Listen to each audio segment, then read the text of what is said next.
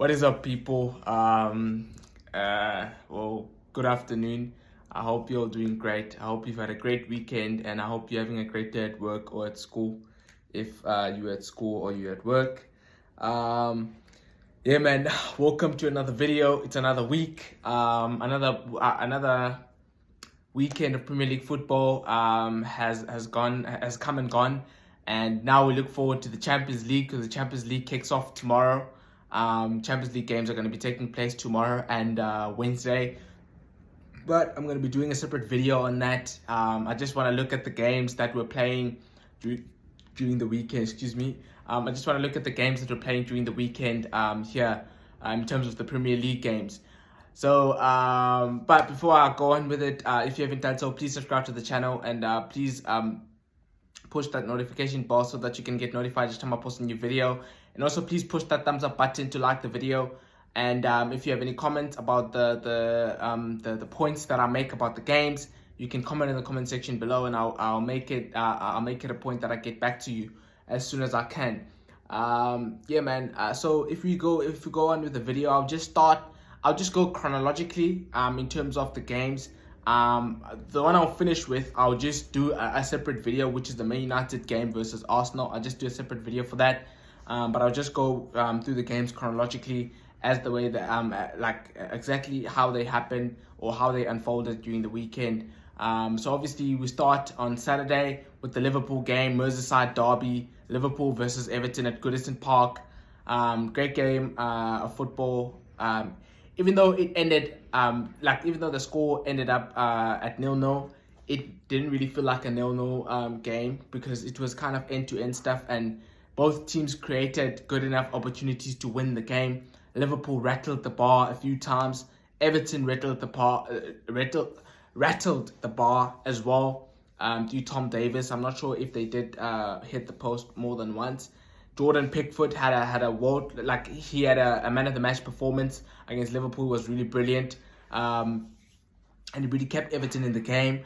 But I thought Everton had their tails up as well, and I think they fancied their chances in the game in terms of going for the win because they were attacking Liverpool and they were pushing further up the pitch. They didn't just settle for a draw in terms of like how they played. They didn't just say, we're just going to set up a low block and we're going to try and prevent Liverpool from playing. They didn't just soak up pressure. They backed themselves, and from time to time they went forward with numbers, and then they tried to score a goal.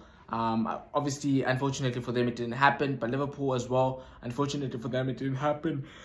So Liverpool's poor start to the season continues. 6 games in, only 2 wins, I think, and 2 draws and 1 loss. Yes, I think so. I think it's 2 wins, 2 draws. No. So we played 6 games, right?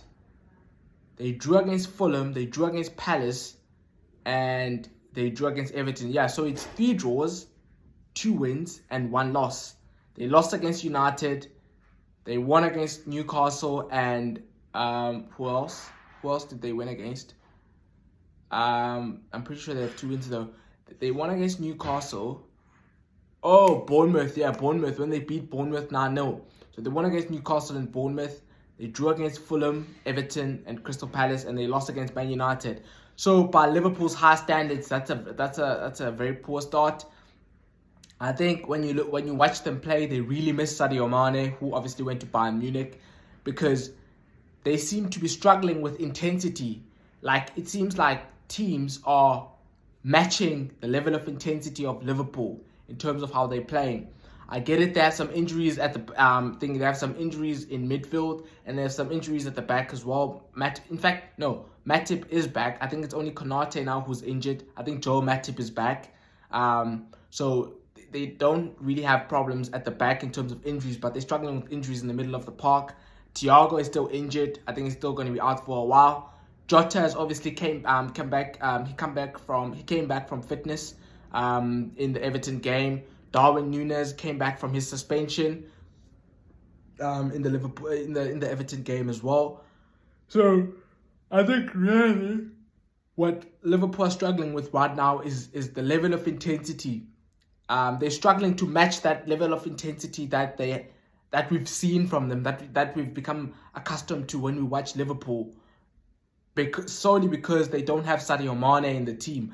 And I think not having Sadio Mane in the team is having a ripple effect across all areas of the pitch.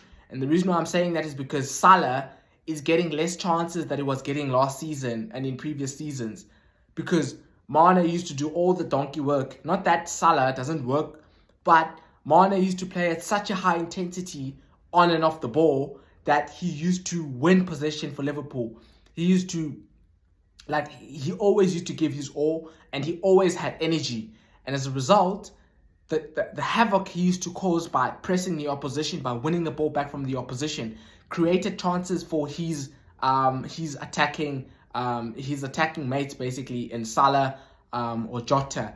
Now he's not there, and as good as Luis Diaz is as a player, he doesn't have that level of fitness and that level of intensity and level of physicality that Sadio Mane used to play with. And as a result, Salah is basically having to isolate his opponents in order to create chances out of nothing, instead of getting the easy chances that he normally gets. And as a result, he's struggling a little bit in terms of converting chances. In fact, no, he's not struggling with converting chances. He's struggling with getting chances. And that's the worry. You don't worry if your attacking players are missing chances, because at least they're getting them. Salah is struggling to get chances at this moment in time. And I think that's really caused by the absence of Sadio Mane in the team. And I also think the absence of Sadio Mane in the team is having a ripple effect defensively as well, because Robertson is struggling a lot on that left-hand side, because Robertson plays as left back and he used to do overlaps all the time. But now he's struggling with basically that level of intensity of doing the overlaps and having to track back to defend.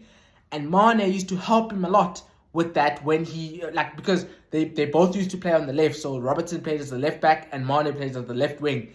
Every time Robertson overlapped, Mane used to make sure that should Liverpool lose the ball, he covers for Robertson and he gets back and wins possession for Liverpool. So I think they really miss Sadio Mane at this moment in time.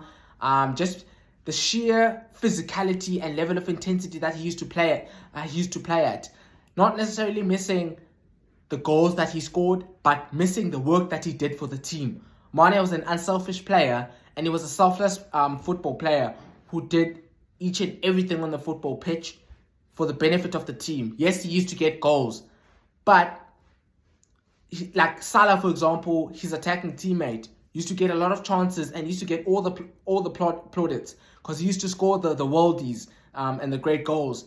But the work was done solely by Sadio Mane, mostly by Sadio Mane, because the other Liverpool players do work hard, but Sadio Mane had that extra physicality that he basically played at. And I think Liverpool are really struggling without him, as obviously is shown on their results, because the team that they have is no different to the one they had last season.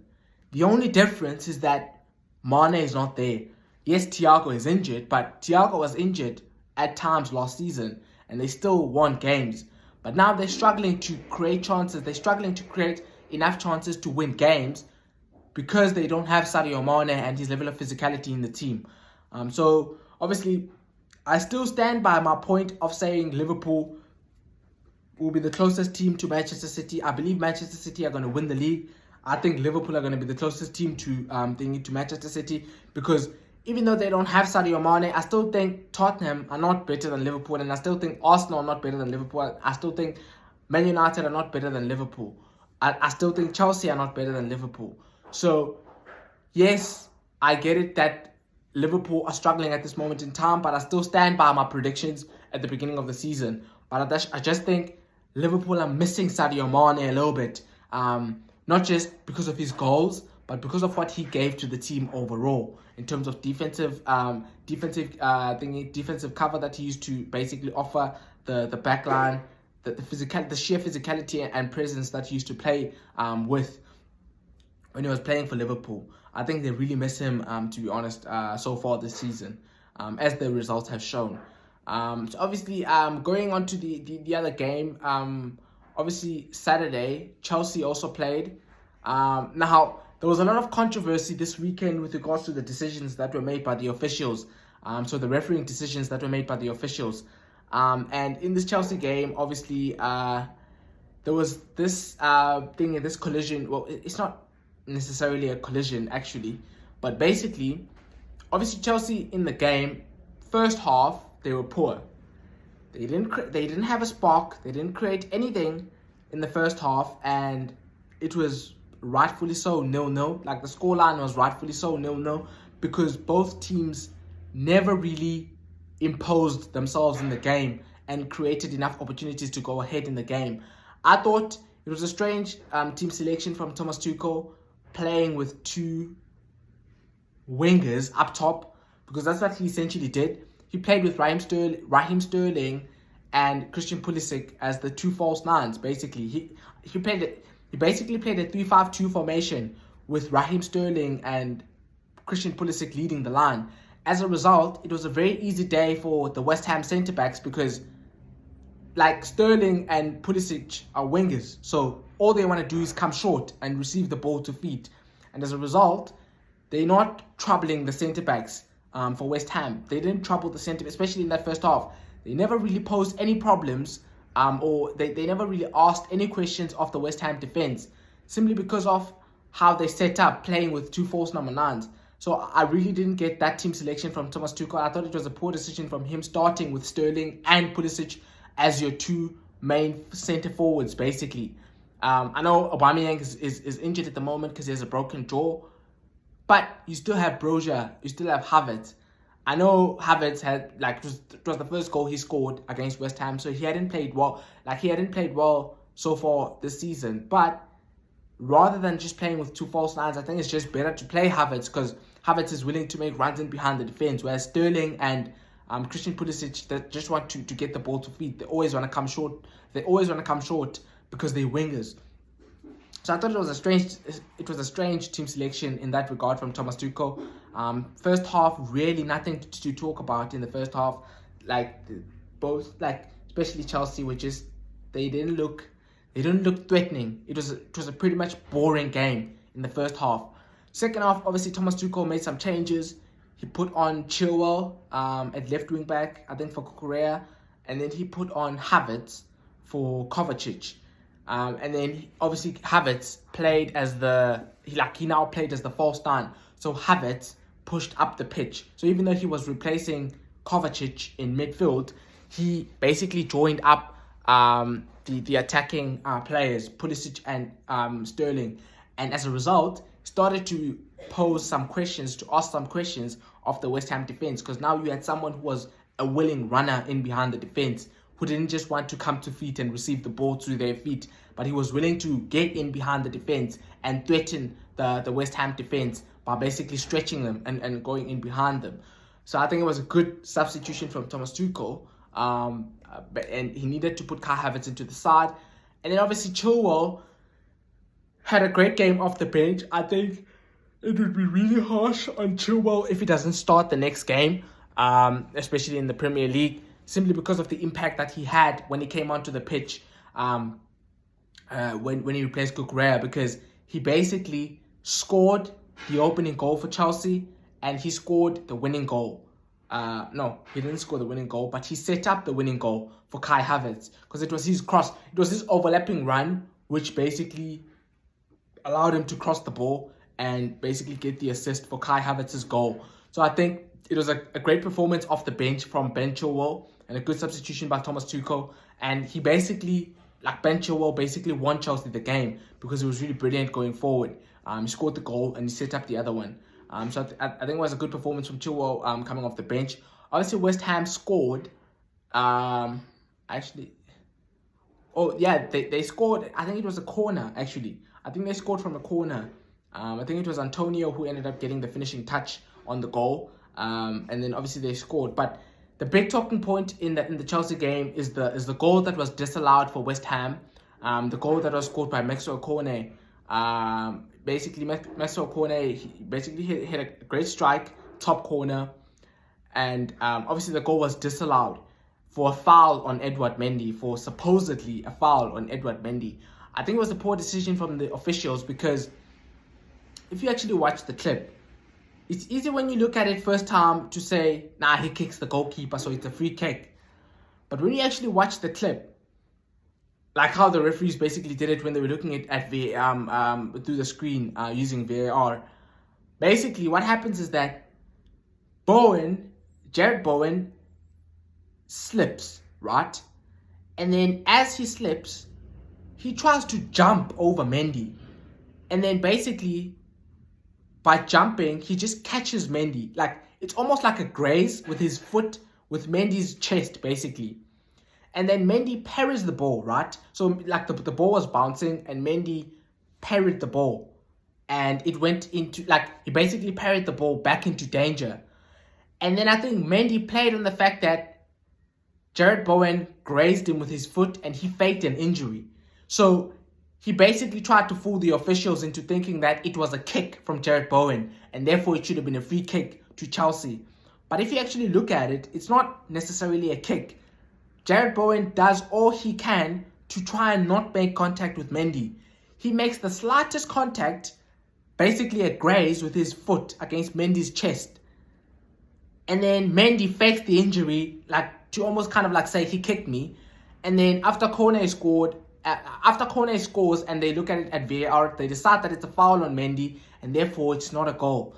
I think that was one of the worst decisions that you will ever see in a football game. It was an atrocious decision from the referees because, first of all, Jarrod Bowen cannot do anything about slipping and basically trying to jump over Mendy and making the slightest contact with Mendy. There's nothing that Jarrod Bowen could have done to prevent that contact because he was slipping and therefore he tried to jump over Mendy and he just makes contact with him. But to give that as a foul and prevent a goal, I think it's beyond soft. I think it's an atrocious decision from the match officials, and they really should obviously I'm not gonna get fined because the Premier League know nothing about me and me criticizing the referees, but I think, like, rightfully so, David Moyes was criticizing the referee in that game because I think it really was a very bad decision, and it actually cost West Ham points because 1 point is better than 0 points. Because sometimes you miss out on a position, like you miss out on top 4 by a point, you miss out on top 6 by a point, you get relegated by a point. So I think it was a really harsh decision. In fact, no, it was not a harsh decision. It was a poor decision from the referees, which was harsh on West Ham, and it basically cost West Ham a point in the game. A point they would have deserved, to be honest, because Chelsea didn't do enough in that game to basically warrant a victory. They scraped through the performance. Credit to them because they ended up winning the game, but they ended up winning the game with the help of the match officials, basically. So I think, not that I'm saying the match officials are biased towards Chelsea and they favor Chelsea or anything like that. I just think it was a poor decision from the referees. And one that I'm sure when they look at it, they will be kicking themselves in terms of how they got to that decision in the first place, really, in terms of disallowing that goal for that, basically, the smallest contact between the player and between the player Jarrod Bowen and Mendy. Like, there's nothing Jarrod Bowen can do. He tries his best to not make contact with Mendy by jumping over him, and he makes the slightest contact with Mendy and it's still given as a foul. So I think that was one of the most atrocious decisions I've ever seen since I started watching football, to be honest. I think it was really a bad decision, and what's frustrating with these referees is that they're making bad decisions after they look at the VAR monitor. Like, there's nothing wrong with making a bad decision first time. Like, we're all humans. Sometimes, like, the pace of the Premier League is so rapid that you could make an error of judgment as a referee at the first point, like at the first time you actually get a chance to make the decision. But after you look at the screens, at the replays, time and time again, and you still make the error, I think that's the frustrating thing, in that they're looking at the monitor and they still getting the decision wrong. like, how can you get the decision wrong when you're looking at the replay? So I think it's not good enough from the referees.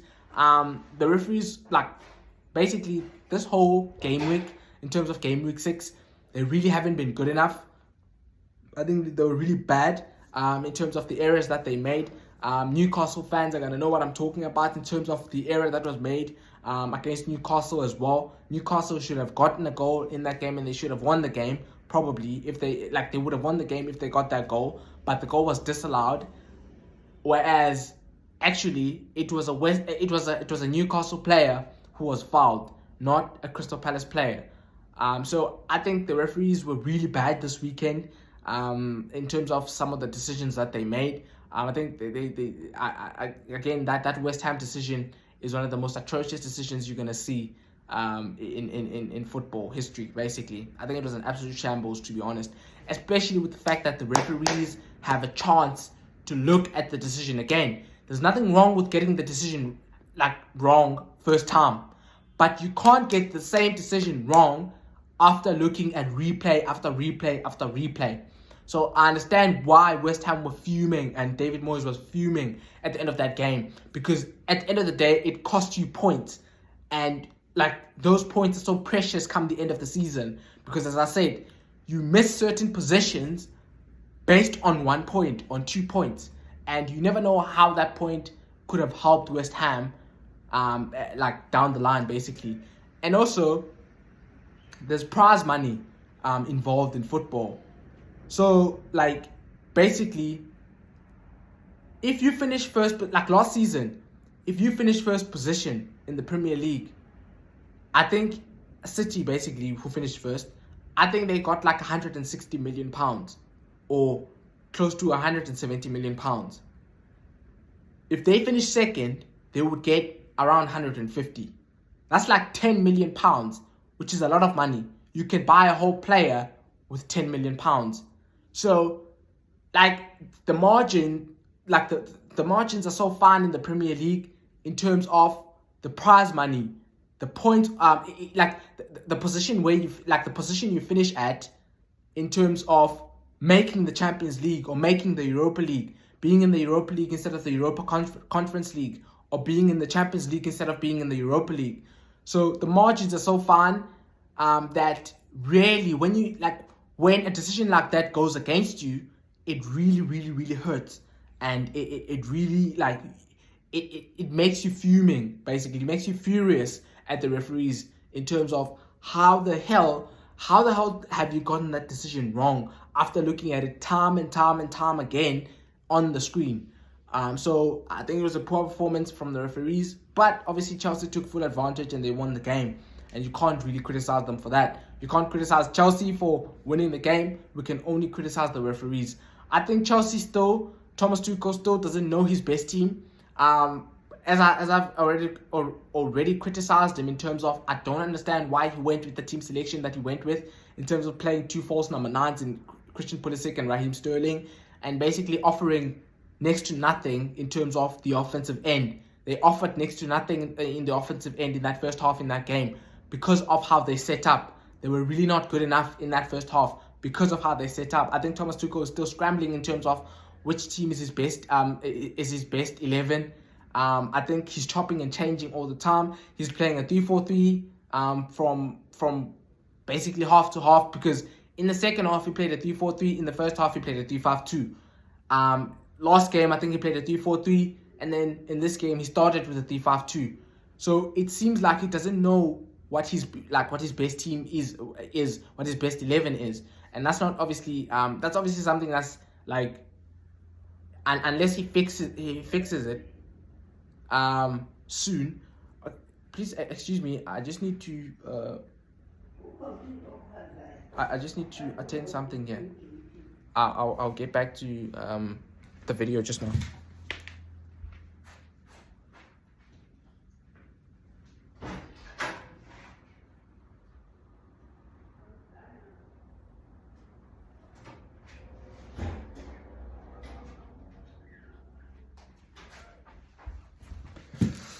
Apologize for that, guys, man. I just needed to open the gate for someone here.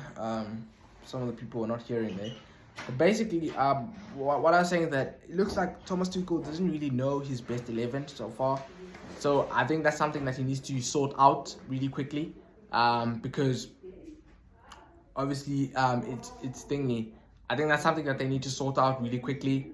Thomas Tuchel needs to sort out really quickly because, I mean, every point in the Premier League is precious, and they need to start going. Obviously, they spent a lot of money. I apologize for any echoes that you might hear in terms of voices. But basically, Chelsea spent a lot of money going into the season, and really Thomas Tuchel will be under massive pressure, in my opinion, from the media especially. I don't think Todd Bowley is going to put him under pressure because Todd Bowley is still fairly new in this business of owning a football club and all of that stuff. I don't think he's going to want to be like a ruthless owner whereby he just sacks Thomas Tuchel and gets another manager through the door. So I don't think Todd Bowley is there as of yet, but I think there's going to be massive questions being asked of Thomas Tuchel if he doesn't get his act together in terms of sorting out what team is his best 11. Obviously, he has Aubameyang injured at this moment in time. As I've already said, he has a broken jaw. So obviously that plays into it a little bit because I think he is going to start Aubameyang as soon as Aubameyang gets fit and ready to go. And I think Aubameyang might just offer them more going forward in terms of like having a focal point to play with, rather than playing like a players who like want to come to feet and get the ball and receive the ball to their feet and try and take people on instead of someone who just wants to run into the box and wants to get headers, wants to basically score goals, which Aubameyang is that kind of player. And also I think with the supply of Reece James at right wing back, supplying crosses for Aubameyang, I think it's really going to be there will be lots of chances being created for Aubameyang, and Aubameyang is a great finisher, as he showed in his earlier spell at Arsenal. Obviously, ended a bit it ended on a bit of a bad note with regards to between Aubameyang and Arsenal. Well, I guess Arteta and Aubameyang, because I don't think Aubameyang has anything against Arsenal, the football club. He actually even has a tattoo of himself and his kids walking into the Emirates Stadium. So I don't think Aubameyang has a problem with Arsenal Football Club, but he certainly does have a problem with Mikel Arteta because Arteta basically he cussed him out and he basically axed him. I get it that Aubameyang was late for training from time to time, and probably Arteta made the right decision because if you have a team of youngsters, which Arsenal do have a team of youngsters, you can't have your captain, who is one of the senior figures at the football club, arriving late for training, missing training, and arriving late for meetings and all of that. So I think it just sets a bad precedent for the younger players, because if you're not going to criticize the skipper, the captain, the leader of the dressing room when he arrives late, you can't then criticize the younger players. Otherwise, you're going to lose the dressing room because now you're not treating everyone fairly. You're treating the captain like you basically what you're essentially saying. If you're not going to reprimand the captain for arriving late, you're basically saying that the captain is above everyone else in the dressing room. And if you're going to make players feel like that, you're going to lose the dressing room. So probably Arteta made the right decision, but obviously Aubameyang is going to feel like he didn't make the right decision and he was against him. So I bet you Aubameyang is really looking forward to playing against Arsenal and potentially scoring against them. Not because he wants to score against Arsenal Football Club, but because he wants to score against Arteta's team, Mikel Arteta's team. So I think that would be that is going to be a fascinating watch. Whenever Arsenal play Chelsea, I think they will play. Arsenal play Chelsea early November, I think, or late October. And I'm pretty sure Aubameyang is going to be back from his injury by then, because I think he's said to miss 3 weeks, because he has it's not necessarily a broken jaw, it's a fractured jaw. So I think if he has surgery, he's just going to miss 2-3 weeks. So it's not going to be a long time on the sidelines for him. So obviously, that's obviously the Chelsea game. Thomas Tuchel really needs to get his act together, because he was lucky in that game against West Ham to get 3 points, because West Ham basically scored in the dying seconds of the game, and they were basically held back by the referee who took away their goal from them, basically. And then obviously going on to the other games, I obviously covered Liverpool and Chelsea. Now, obviously, the other game that played was Tottenham. Tottenham played against Fulham. Now, the Tottenham game against Fulham, obviously, Fulham actually looked like a pretty good outfit so far this season. They're really hard to beat, and Mitrovic is scoring goals. I think Mitrovic has 6 goals so far this season in the first 6 games. And I think he's the second highest top scorer behind Haaland. So I think Fulham are really a good outfit. They're hard to beat, and they are able to create chances. And Mitrovic is a great finisher in front of goal. He finishes the chances that Fulham are creating for him. So they have goals in the team, but also they have some resilience about them. Like, I don't think you're going to see Fulham being walloped 3-4-0 or 5-0 this season. They look like a solid outfit that is able to defend but also able to attack at the same time. So they seem to have the right balance between defense and attack. So I think they're a really good outfit this season. As they showed against Liverpool, they showed against Arsenal. Arsenal really struggled to beat them, even though Arsenal really dominated the whole game when they played against them and eventually won 2-1. Spurs as well. I didn't actually watch the game because it was part of the goal rush, but it was a tough game for Tottenham. Obviously, they scored through Harry Kane and Højbjerg, but Fulham, they didn't just give up and say, well, we're playing Tottenham, we're going to get beat. They competed in the game, and unfortunately for them, they lost the game. But Fulham really looked like a good outfit this season, and any game against Fulham is going to be a tough outing this season, because I don't think they're someone that you can just roll over. And then obviously there's Tottenham. Obviously, as I've already said, Harry Kane scored and Højbjerg scored. Actually, Harry Kane, by scoring that goal, went third all-time in terms of the all-time goal scorers in the Premier League. He's 20 goals behind Rooney, because Rooney had 208 Premier League goals in his career. Harry Kane currently has 188. So it's only 20 goals until he goes past Rooney, and I think it's 72. Yeah, it is. It's 72 until he goes past Shearer. Obviously, if he gets there, because Alan Shearer holds the record for most goals with 260 Premier League goals.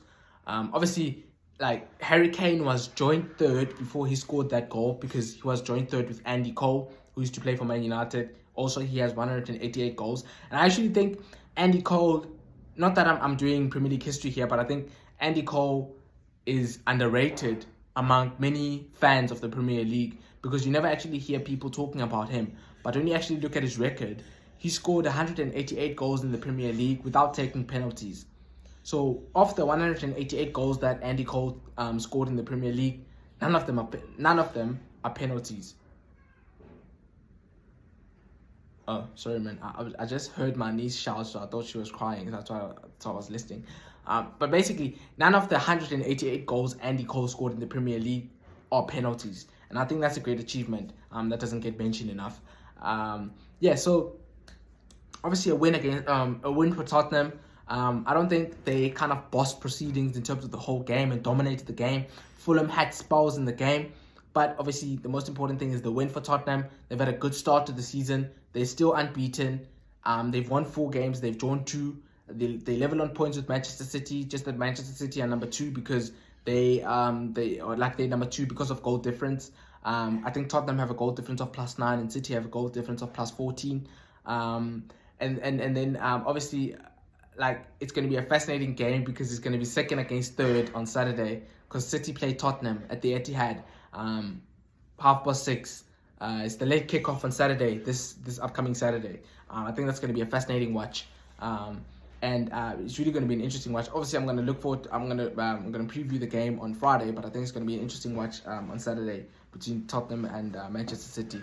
Obviously, Tottenham also, they beat Manchester City twice actually last season at the Etihad and at the Tottenham Hotspur Stadium.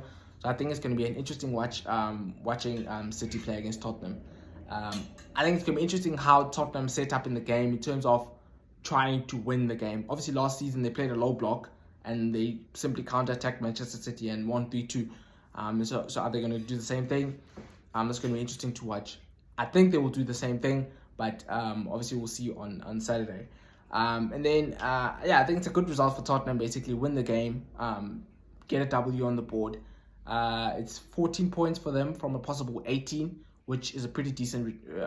No, it's actually, is it 13? No, is it 13? I think it's 14. It's 14 points from a possible thingy. Yeah, it's 14. It's 14 points from a possible 18. So I think that's a decent start. They haven't lost a game in their first 6. They've won 4. They've drawn 2. Good start to the season for Tottenham. And then obviously the other game, actually the last one I'm going to look at, because I said I'm going to do the Man United Arsenal game separately. So I'm just going to do an individual video for that one. The last game that played on Saturday, in fact the last game of the Big Six before the Man United Arsenal game, was City playing against Villa. Obviously, Man City drew against Aston Villa 1-1. I actually said we're going to win 4-0, but we drew 1-1. I thought it was a good spirited performance from Aston Villa. They didn't just give up and say we're going to lose the game, so there's no point in trying. And they really worked hard off the ball.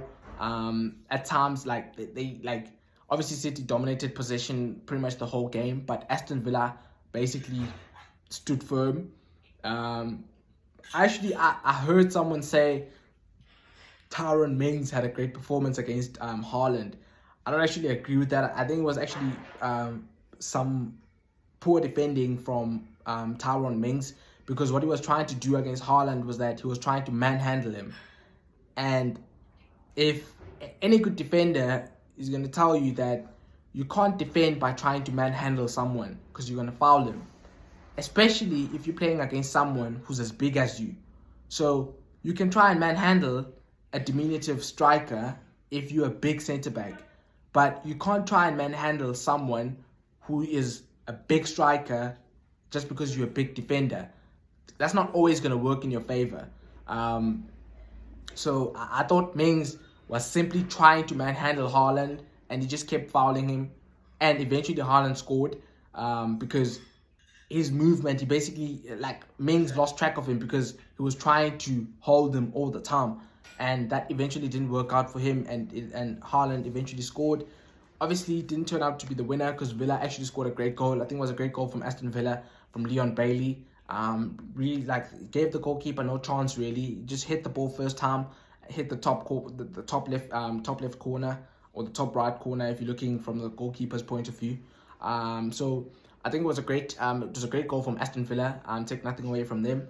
I think we dominated the game, but I don't think we created enough chances to win the game.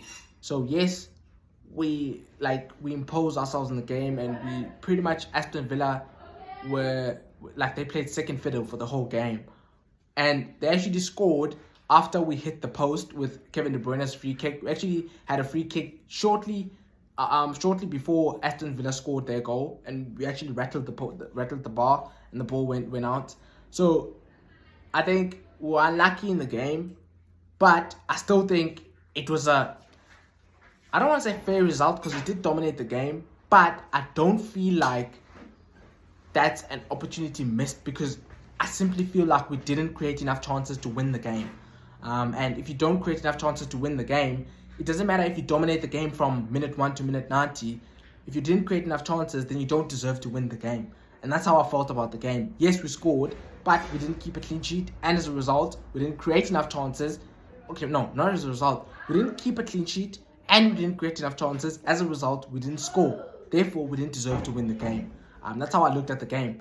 Now, it's interesting how some people are kind of trying to push a narrative that some teams like Arsenal and Tottenham might have a chance against Manchester City in the title race because they drew against Aston Villa, who are supposedly bad, and they drew against Newcastle. I think that's a bit stupid, in my opinion. And the reason why I say it's a bit stupid is because Manchester City last year, they drew against Crystal Palace and lost. So in the 2 games they played against Crystal Palace, they drew and they lost. They drew against Southampton twice. They drew against Liverpool twice. They lost against Tottenham twice, and they still won the league. They still got 93 points, and they still won the league. So I don't know what people it's almost as if people are trying to find some form of weakness in Manchester City that isn't there. Because, like, some people are saying, yes, Haaland is going to score 40 goals this season if he scores 40 goals. But City are losing some form of control in their play. And I don't agree with that. In fact, I think Haaland has been a great addition to the team. Why? Because the game against Newcastle, the game against Crystal Palace, I think we lose both those games if we don't have Haaland, especially the one against Crystal Palace, when we were 2-0 down and we didn't create, like, we basically created virtually nothing in the game in the first half. Bernardo Silva comes up with a great goal in the second half, beginning of the second half, and then Haaland scores a hat-trick in like 15 minutes, 18 minutes, and we win the game. I think if we don't have Erling Haaland in that game, we don't win the game. So I would rather not have control and win football matches than have control and draw football matches or lose football matches.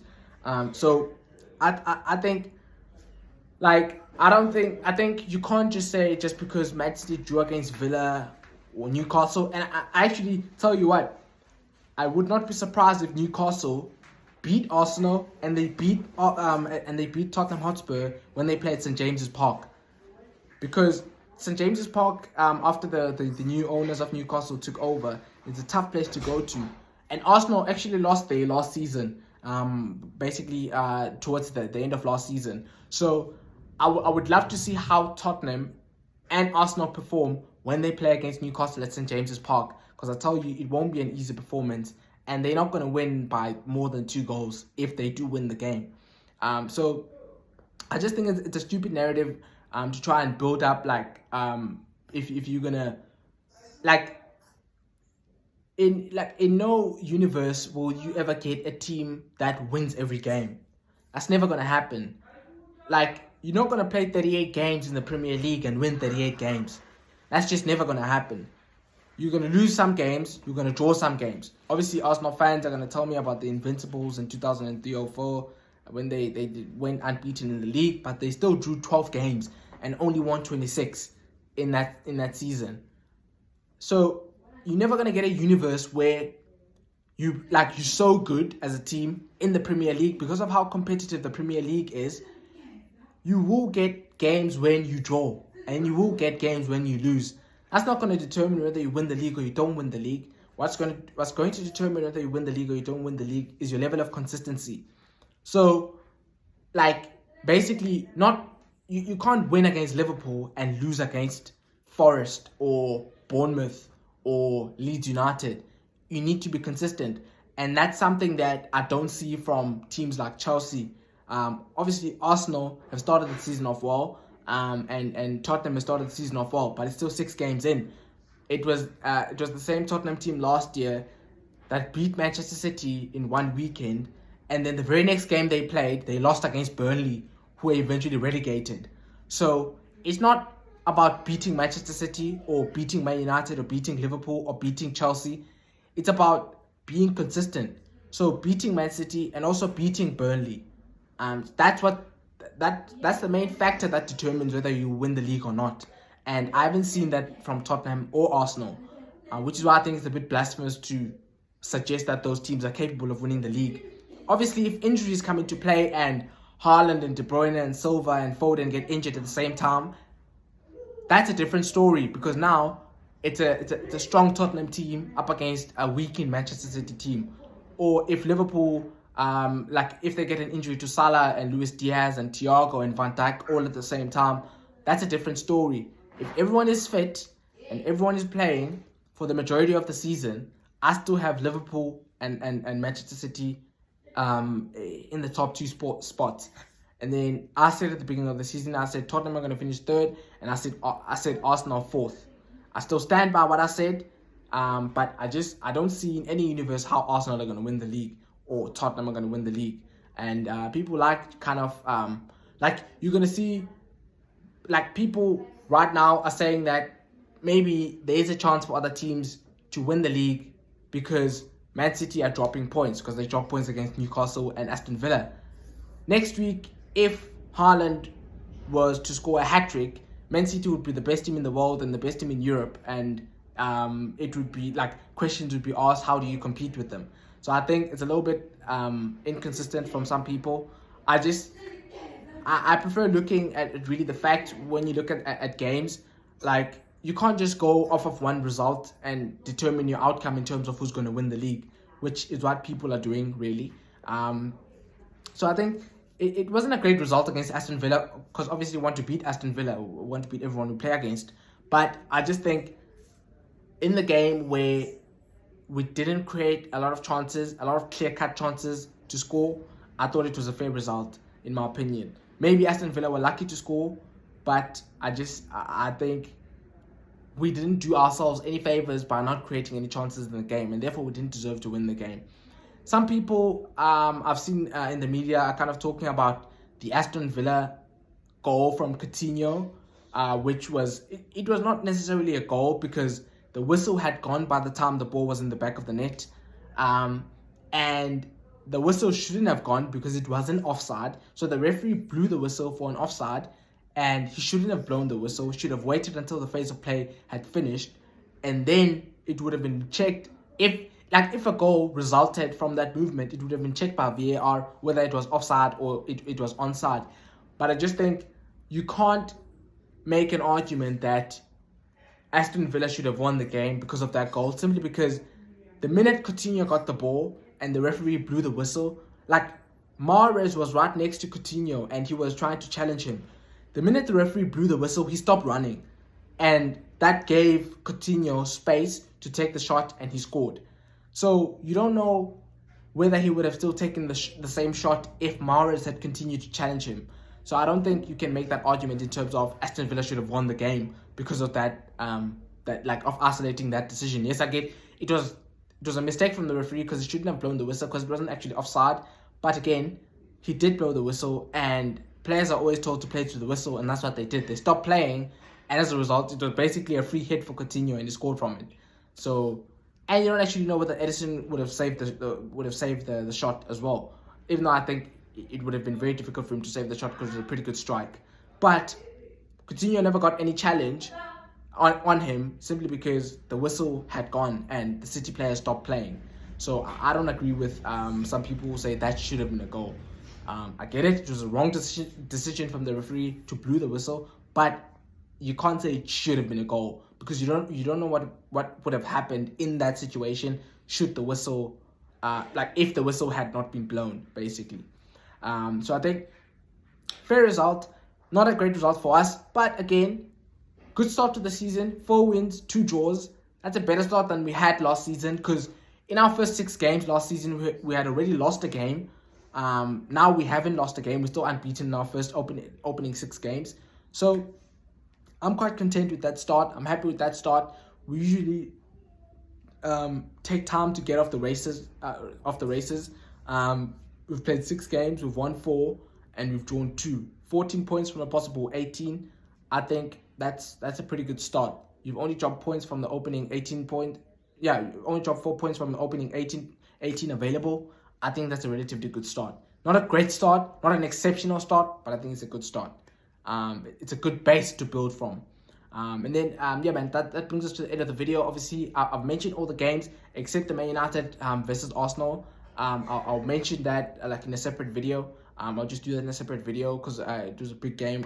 It was the big game of the weekend. But yeah, thank you for watching the video, guys. If you haven't done so, please subscribe to the channel. And also, please push that notification bell so that you can get notified each time I post a new video. And please push the like button. Push the thumbs up button to like the video. And yeah, man, if you would like to comment and make some comments on the points that I made about the games, you can comment in the comment section below, and I'll try and make sure that I get back to you as soon as possible. Thank you for watching the video, guys, and enjoy the rest of your day.